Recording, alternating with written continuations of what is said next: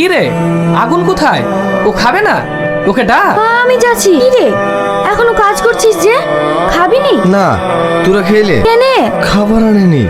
কাল কাজ থেকে গিয়ে শরীরটা ভীষণ খারাপ করছিল, তাই রান্না করতে পারেনি। চ, আমাদের যা আছে ওদের সবার হয়ে যাবে। আরে তোরা খাগা না। চ তো। কি রে, কোথায় ছিলি? খাবিনি? ও খাবার নিয়ে আসেনি বলে খেতে আসছে না। তুই লিয়ে আসিস নি তো কি হয়েছে? আমাদের কাছে খাবার নাই, আমাদের কাছে যা আছে ওইতে সবারই হয়ে যাবে।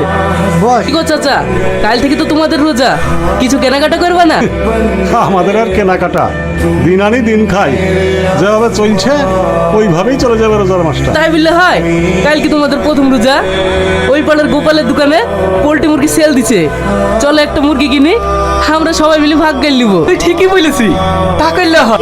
কি মজা, আজকে ওদের মাংস দিবে। ঠিক আছে, তুমি এখানে চুপ করে বসো। চলো ভাই, এইভাবে বসে থাকলে হবে না, চেম্বার ডাবল লোড করতে হবে।